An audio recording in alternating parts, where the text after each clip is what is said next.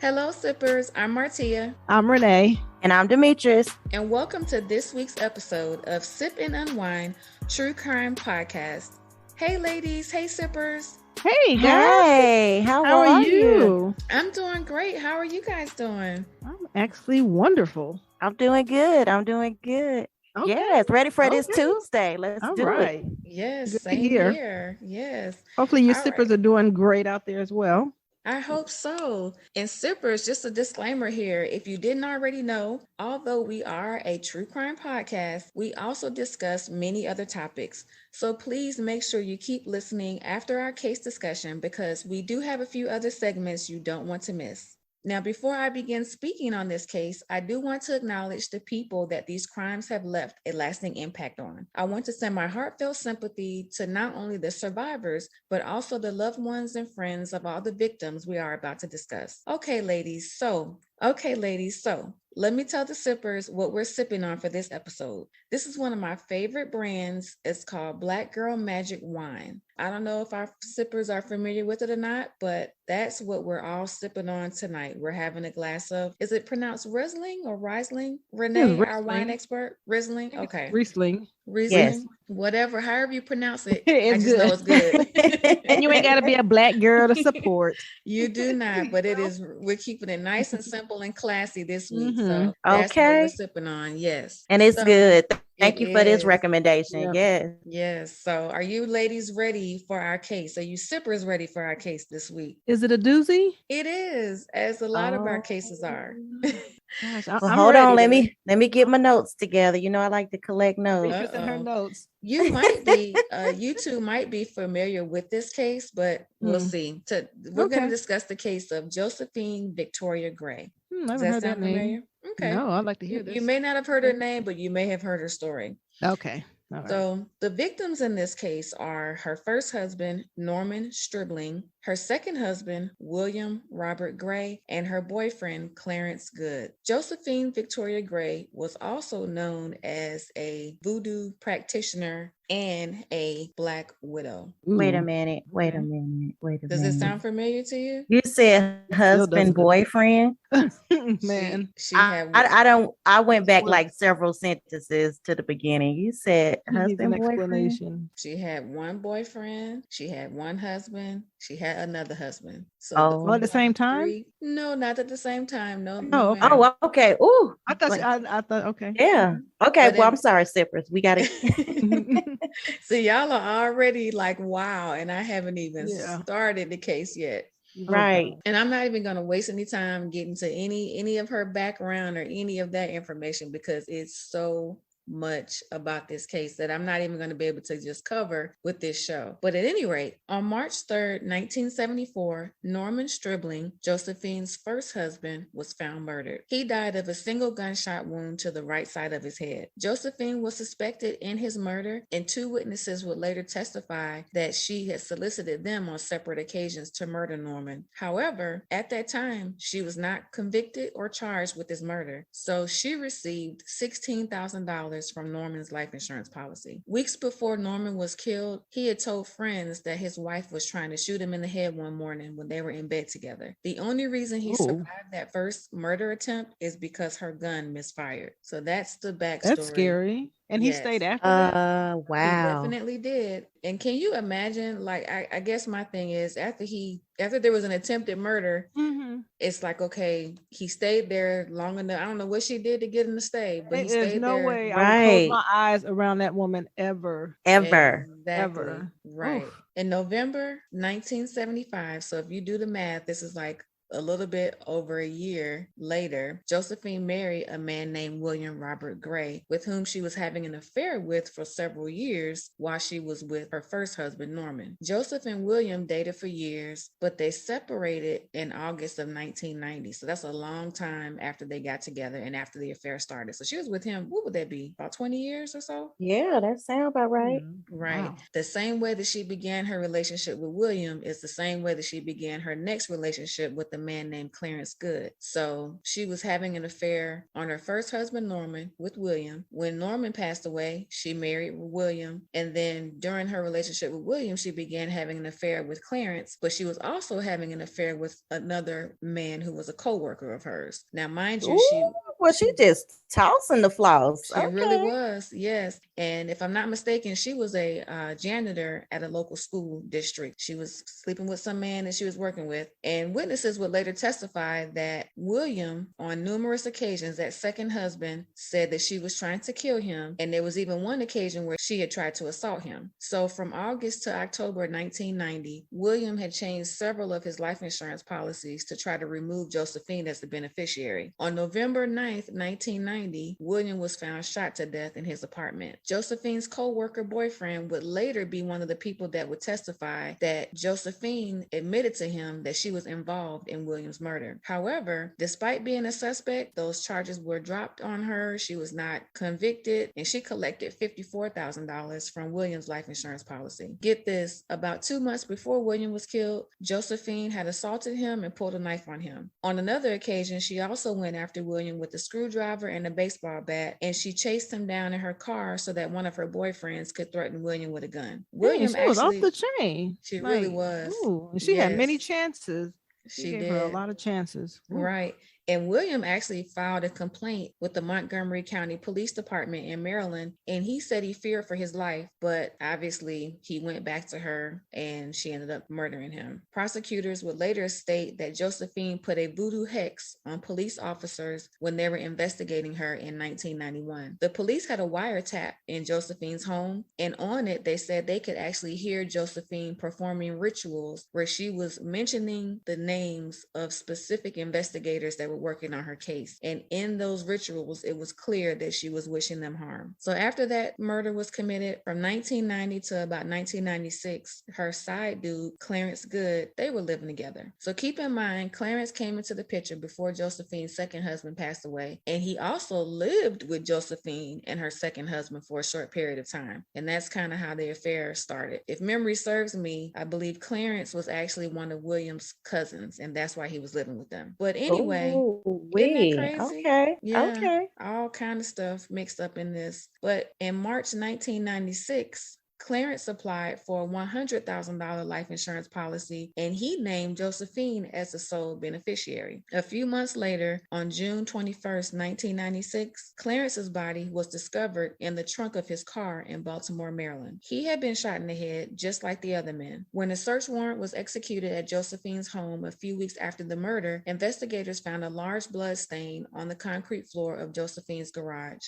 Next to the stain was a commercial vacuum cleaner, and small amounts of blood were also found inside of it. But can you believe that state charges were not brought against Josephine, and the insurance company ended up paying her $90,000 of that $100,000 policy? I cannot believe that. And they paid out the remaining $10,000 to one of her young sons. I just cannot believe that. This money. Yes. Right. Ooh. Even the first policy that she collected, that $16,000, that was a lot of money for 1974. Oh yeah. But I never ever sippers, I want to put this disclaimer out there. I never wanted to ever sound like I'm blaming the victims in any of these cases. But when Clarence made her the sole beneficiary of his life insurance policy, I wonder what prompted him to do that. Because I'm thinking, if you kind of witnessed a couple of men dying around this woman that dated those men, and there were no other suspects, or did she collected life insurance, right? Or did she do it herself? We've heard of those cases where the women go and sign it themselves. Exactly. I don't know. Yeah.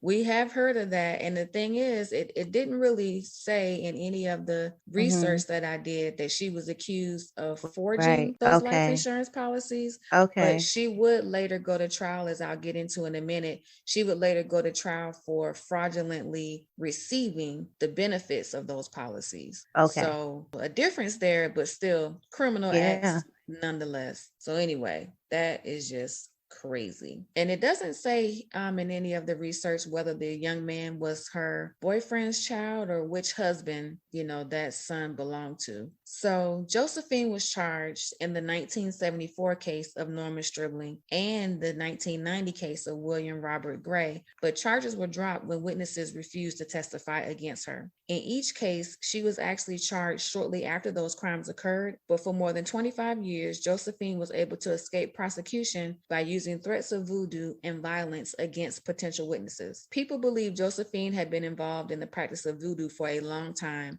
and they also believe she had the ability to harm people, whether it was indirectly by using voodoo or directly by using firearms. But either way, she had people shook. They knew that she was not one to be played with. So, clearly.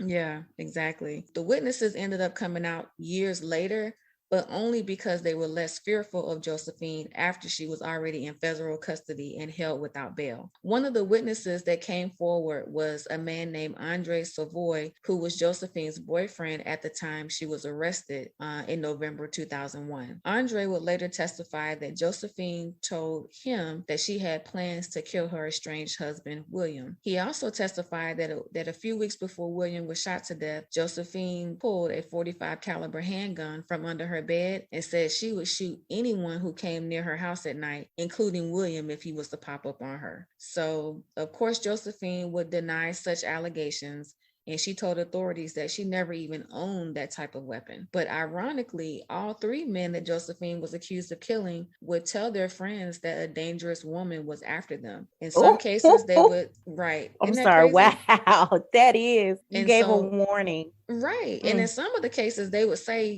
her name, like, okay, my wife, I think she's trying to kill me. And then in a few other instances, they would just say, look, there's somebody after me. And it's a shame, too, because like I mentioned, Clarence actually assisted her on one of those murders. And then here he ends up dead, too. And see, I'm thinking that when he made her the beneficiary of his life insurance, he probably thought there was some type of loyalty there between him and her. I can see that. Because he helped her. Yeah. And that's just my theory. It does not say that anywhere, but that is just my theory. I can see that. And so just a little bit of information about Josephine's behavior. She actually portrayed herself as a Bible reading Christian who went to church regularly. Oh man. Okay, no. Go on and say it.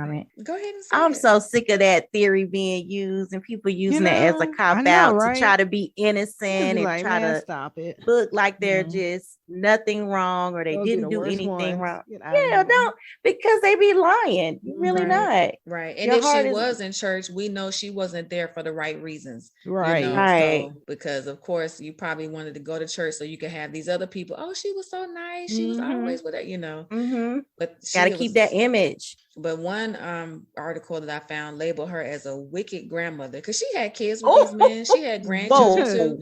And she was known to buy some of her black magic supplies in New York at different outlets. She was basically into voodoo so much that when at some point investigators searched her home for evidence, they found dolls in those homes that were stuck with needles. That was also so that was also during the time that they found those were doing the whole wiretapping and heard her doing her rituals on there. Yeah. So and as someone quoted, they said sometimes you can sit in church and look at a person and see something else in them. Wow. And they said when she was sitting in church, they could see the devil coming out of her. Oh my gosh. I don't know how you see the devil coming out of somebody, but even though she was in church, them church people, they obviously weren't feeling her. I mean, that's a deep thing to say about somebody. Wow. Yeah, it is. Yeah, but were they saying this before all this happened or no, after they weren't. All came out? She had them people shook. So they wasn't trying to speak against her. Yeah. So most of it came out after she was arrested based on evidence, and then the witnesses started coming out. So Josephine's trial began in July 2002. On August 16, 2002, Josephine Gray, 55 by this time, was convicted of fraudulently collecting insurance policies of 3 men whom she was suspected of having had a hand in their murders. The mother of 6 and grandmother of 11 was also found guilty on 8 counts of mail and wire fraud by a federal jury in the U.S. District Court in Greenbelt, Maryland. And if I didn't mention it earlier, all of these crimes were committed in Maryland. And prosecutors say she collected a total of about $165,000 in insurance money. And this was after her 2 husbands were shot to death and a young boyfriend. The jury hearing the fraud case against Josephine did not have to decide whether the grandmother and former high school janitor committed murder, because the murder case wouldn't come until later. But in order to find her guilty of the current charges, the jurors had to decide that Josephine had a role in the men's death, and because of that was banned under the so-called Slayer's Rule from collecting life insurance benefits. So I had to Google what the Slayer's Rule was, because again, this first trial was just to say that she committed fraud. So even though the jurors weren't there to decide whether or not she committed murder, they had to consider whether she had a role in the murder, which would mean if she did, she was not allowed to collect the insurance. Does that make sense? Yeah. What's that rule called? It's called the Slayer's Rule. So wow. according to I hadn't either, but according to Wikipedia, the Slayer's Rule in the common law of inheritance stops a person from inheriting property from a person they murder. So in figuring out the inheritance of the decedent's estate, the slayer is treated as though they had died before the person they murdered. Hence, the murderer's share of the estate would pass to their issue. I don't know how they come up with these different laws, but that one was really interesting to me. It basically, they had to act like she died. Therefore, she wasn't legally able to inherit the money. However, she did, and that's where the crime would occur. So during that 2002 trial, Montgomery County also filed new murder charges against Josephine for the murder of Clarence Good, and that trial would take place at a later date. But during the fraud trial, defense attorneys called Josephine a 3-time surviving victim who was wrongly targeted by police with tunnel vision, who wrongly relied on gossip, rumors, and innuendo. They also said for more than a quarter century, Josephine has been under scrutiny when all this time she's been a victim who deserves our sympathy and our compassion and not this prosecution. It's amazing what defense attorneys come up with. Right. The prosecutors gave a different portrayal of Josephine, labeling her a master manipulator who used new lovers to help her kill men that she no longer wanted. Josephine worked for about 27 years as a custodian in the Montgomery County school system, and before her arrest, she provided in-home daycare services in her residence of 11 years. So she really was trying to portray herself as this upstanding citizen of her community. What I'm saying? Oh my gosh. Terrible. So during the trial, one of the witnesses that came forward was an old friend of Josephine. Her name was William Jean Wilson. Josephine had told Wilma on one occasion that she killed her first husband because she was tired of being abused by him. And according to Wilma, she said that Josephine told her she went out for a ride, and during that ride, she shot him and left his body. But she said that Josephine set it up to look like it was a robbery. And Josephine confessed that she had also killed her second husband, William. So although Josephine said she was done with William, she, went and killed him for the insurance money. And she even admitted to having some help from Clarence when she committed that murder. So later on, though, Josephine ended up telling Wilma that Clarence would try to blackmail her, demanding money in exchange for his silence. So then that means she had to get rid of him as well. That's how Clarence ended up getting killed. I mean, I don't know. I feel like she probably would have murdered another man eventually, but Clarence mainly was blackmailing her. And I don't know what made her decide to confess to Wilma, but that ultimately was the reason why Josephine ended up getting convicted of those murders as well later on down the line. So she received 2 40-year sentences, so a total of 80 years for the crimes that she committed, from the fraud to the murders. And even though she was about 55, in her late 50s, early 60s by the time she got convicted, I don't know, something sounds kind of different to me when I hear that a person gets life in prison besides hearing a number of years. So even though she'll probably never see the light of day with these 80 years, I just felt like I wanted to hear life in prison or something like that. Yeah.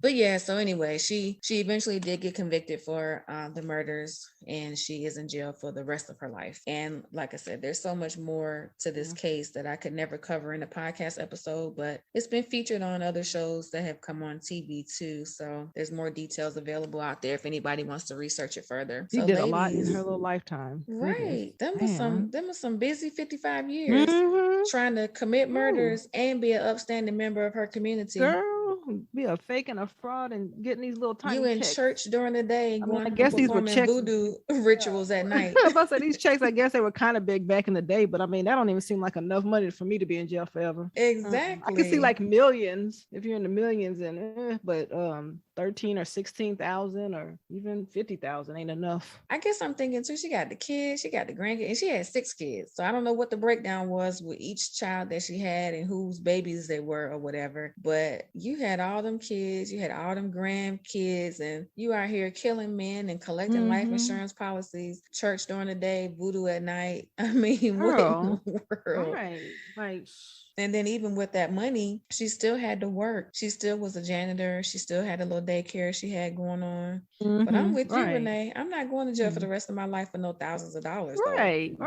And then in court, she even said, I give my power and my faith to God. He knows I didn't do anything wrong. Like she really kept going with that whole church woman little role that she was trying to play. It keeps her innocent. Yeah, I guess. But all right, ladies and sippers, I think it's time to close the book on the case of Josephine Victoria Gray. Do you ladies agree? I agree. Yes, and I've never heard of this, so yes, let's close it quickly. All right, it is closed. All right, so this next segment I want to do a focus on a missing persons case. And for this case, I'm just going to give a brief description of the details, but I'll go into providing more information on our Instagram and Facebook page for our sippers that want to learn more about this case. So tonight's missing persons case is a young woman. Her name is Aubrina Nicole Mack. Aubrina Nicole Mack was last seen on August 15, 2006, and she was last seen leaving her home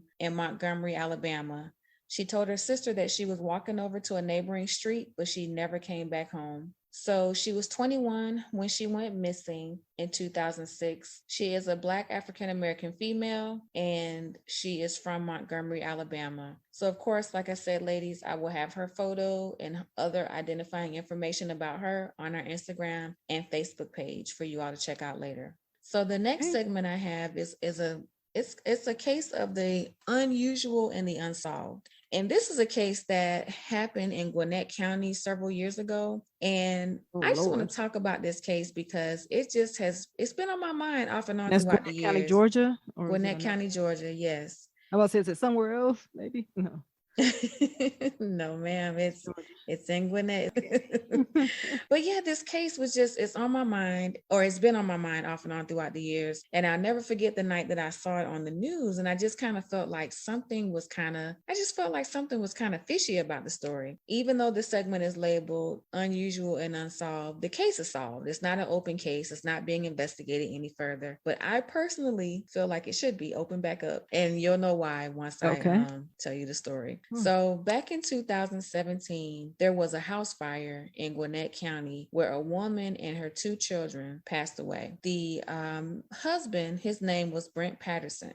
Brent Patterson was married to Kathy Patterson, and he had 2 daughters named Madeline and Kayla. At the time of the fire, the house burned down, and Bruce claimed that he went in the house to try to save his wife Kathy and his 2 daughters, but he came out without them because he said he was overwhelmed by the smoke and the fire. And at that time, the Gwinnett Police Department didn't have enough evidence to prove beyond a reasonable doubt that Brent Patterson may have intentionally set the fire. I remember this case. Okay. So they closed their investigation. So like I said, that was back in 2017. And I will never forget, they interviewed some of the neighbors. They said the family was super nice, and the woman, I always think that it was something he did it. So like I remember seeing the story on the news, and I was just like, no, he had something to do with it.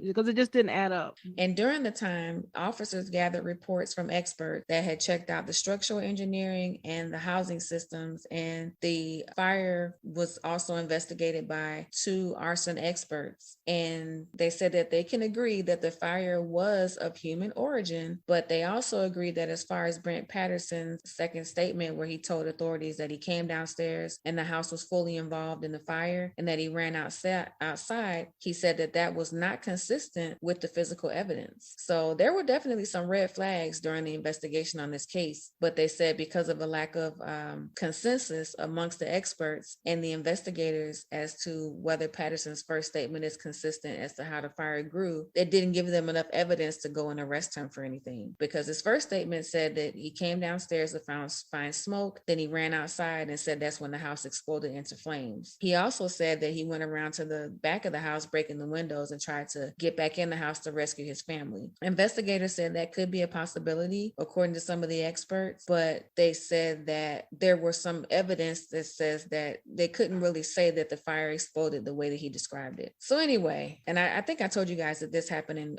2017, but actually the fire happened in 2016. So yeah, I just always kind of thought about this case throughout the years. Latest is that he's just out now, right? At this point. And the last time I heard anything about this on the news, he was actually rebuilding a house in place of the one that burned down. And one of the neighbors they interviewed said that it was just kind of eerie, just knowing that he was just going to rebuild, like. Wow, that is crazy. I've never heard of this story. So you didn't hear this? Oh man. I said when he went downstairs, you said it was already fully engulfed downstairs, right? That was one story he gave. That was like account number 2 of what he said happened. Yeah, but I think because if I'm remembering the story correctly, I remember what he said that they were already in bed for the night, and I remember it was like 7 or 8 o'clock. I think it was like in the 7 o'clock hour. I can't remember. Mm-hmm. But why aren't you awakening your family though? Well, no, how old were the girls? I can't remember how old they were, but I believe they were under 10. Like they weren't that old at all. Yeah, but it was old enough. Like I think it was like 8 and 10 or 8 and 12, 8 something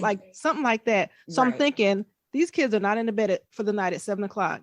If anybody has like an 8, 9, 10-year-old child, they're not in the bed at 7 o'clock for night. That just doesn't happen. Yes, that is you know what I'm saying? Because and even you have 2 of them, so to get both of them to calm down and go to sleep in the 7 o'clock hour, exactly. It's just, and when he said that, and I was just like, he's lying. And I wanted to know too, which I never really heard anything else about, what happened with their bodies. Because I was always wondering if he did set the fire, it covered up another crime. So whether the person was strangled or shot or whatever, it was covering up something else. But they never came back and say anything about their bodies. That was something I was kind of waiting to hear about too, but they never came back and said it. So yeah, it just kind of really bothered me that this man has just kind of, went on living. And sippers who are listening, I'm not trying to stir up anything. I just have so many questions that he did it, but I'm just saying that this whole story just always sounded suspicious to me. Yeah, it's a lot of questions that need to be asked. Like, why couldn't you wake them up if you noticed? I mean, the wife. I mean, it's just a lot missing. And this case back in 2020 ended up being the subject of a new podcast, which took a closer look at the investigation tactics that are used to get a suspect to talking. They said that this is one of the cases that they looked at, because obviously it's not just myself who looked at the husband as a suspect. He was looked at as a suspect just in general from a lot of people. So there's a podcast that kind of went over the interrogation footage and statements that were made. And Renee, you were right. One of the daughters was 12, another one was 9. Like you say, early as heck. Early as like heck a 12-year-old going to bed at 7. Right. But anyway, the podcast is not saying anything about the fact that he was convicted or arrested, but just that he was a suspect, and just looking more into how do you try to determine whether a person may be guilty of something or not when there's no evidence. Did they say where they found the bodies? You said they didn't say nothing about like the condition, but like strangled or anything, but did they? Because I can't remember. Did they find them in the bed, or were they? This is so heartbreaking. Yeah, I think they were all in the bed. I think that's actually where they found their bodies at, if I remember correctly. But that's weird. Like if there's a fire and nobody and smoke, you gonna wake up and smell. You're gonna wake up. You're gonna cough at least, because of the. I just never believed his story. Exactly, and they said that even though the case was closed, the cause of the fire was never definitively determined.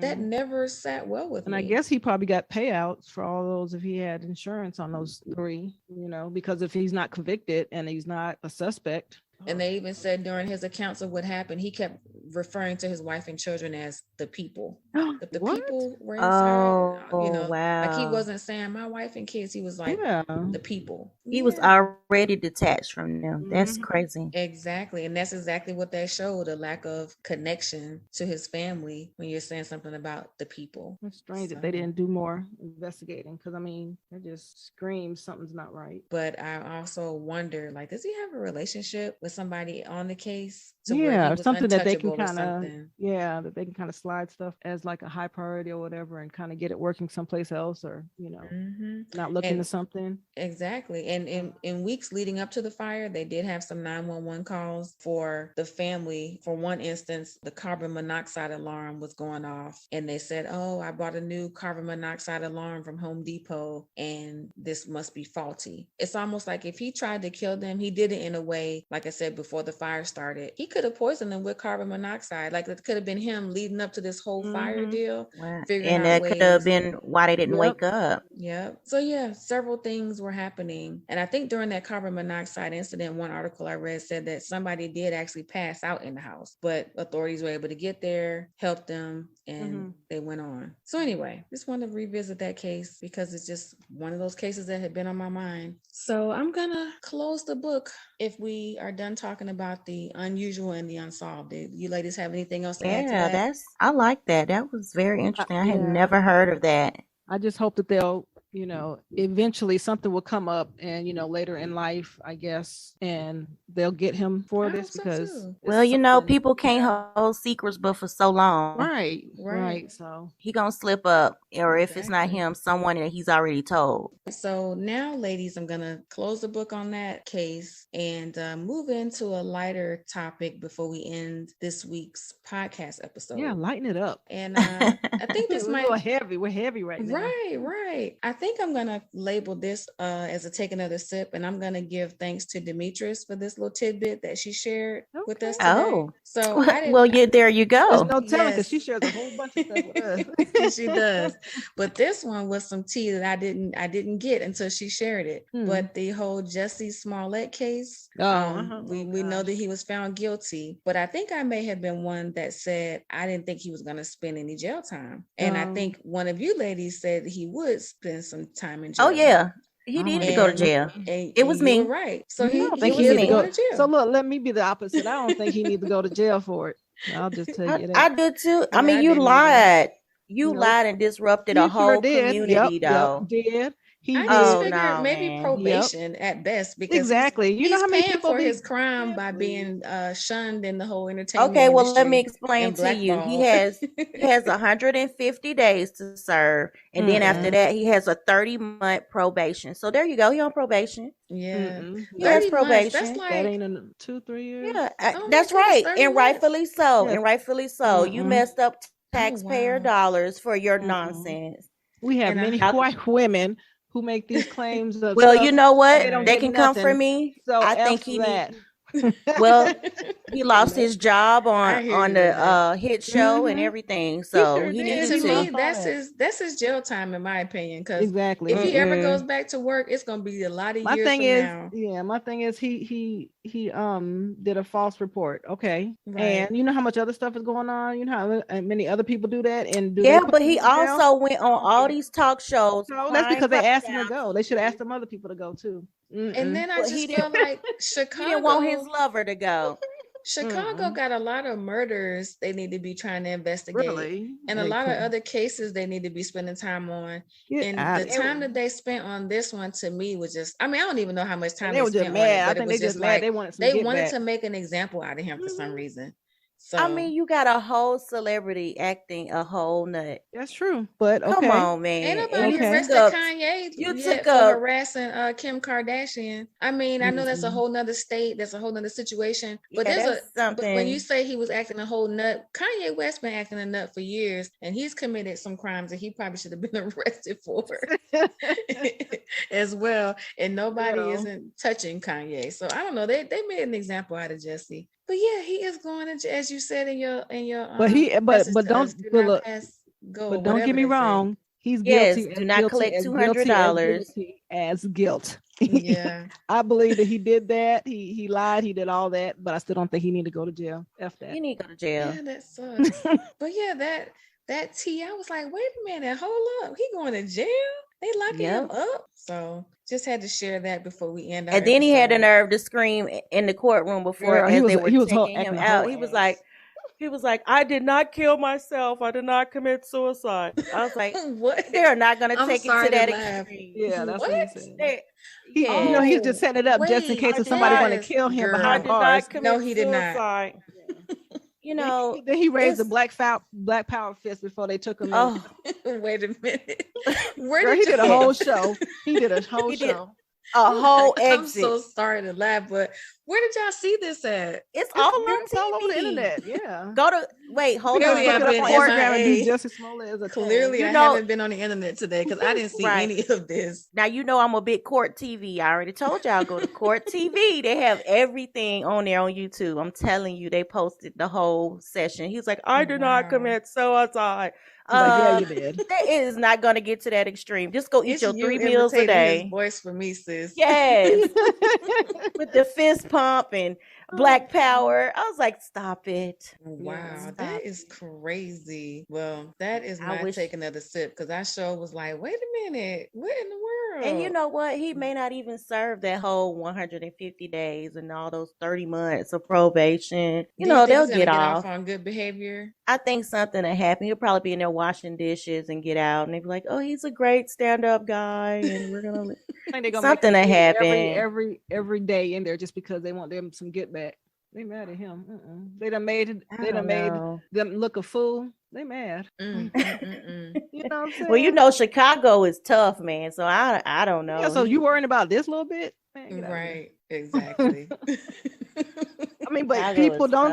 I do believe he committed a crime, and I know he has to serve his time. But I'm just saying, whatever, house arrest. Exactly. That's what I feel. I mean, because he's kind of been in the house anyway. It will be. It will be for his 30 months. No, I'm saying for the 150 days. That half a year. It's just freaking 5 months. He'll be all right. Girl, please, you couldn't pay me enough even for one. Wash day. Your panties. Wash your panties and wash your fanny, and just keep it moving. You'll be all right. Did she say wash your panties? Not the fanny. You know what? And wash your fanny. I ain't heard that word in a while. Wow. Okay, Grandma. Because that's the way he was acting, like a little crybaby. I did not. I was like, oh, just exit. Go serve your time. Real thick. Was his family there to support him in court? Oh, they were screaming too. You gotta. I'm telling you, they were there. They were there. They was like, he didn't do it. He did it. I was like, oh gosh. Yeah, I guess what I'm gonna do when we get off this doggone recording. Please go on the internet. Please. I gotta go find this. It's crazy. Well, sippers and ladies, we have come to that time of our episode that we all it's over. I know, right? It seems like that time just flies by. Now, before I end this episode, I do want to put my sources out there. My main sources for my case this episode was Wikipedia and Murderpedia. Y'all know Murderpedia is like my place. And there was also a couple of articles from the New York Times that I used as well for a source. But anyways, sippers, thank you so much for tuning in. And ladies, thank you so much for being the greatest co-host that a co-host could ever have. Yes. But it is time. So sippers, please make sure you like, comment, share, subscribe. You can find us on Instagram, Facebook, Twitter, YouTube. You can find us on Podbean and any other place where podcasts are listened to. Yep. So make sure you are tuning in every single Tuesday. We have new episodes for you. And I just want to add this. If you made it all the way to the end, damn it, we love you. We sure do. We really do. And even the ones who cut out soon, after the crime, we still love you, even though you don't hear this message. Exactly. We still see you. We still see you. Yes. You gonna listen, bitch. You gonna listen, bitch. All right, ladies. It has been real. Yeah, bye, ladies. It has been. Bye, ladies. Bye, sippers. Bye, ladies. Until next time. Bye, sippers. Bye.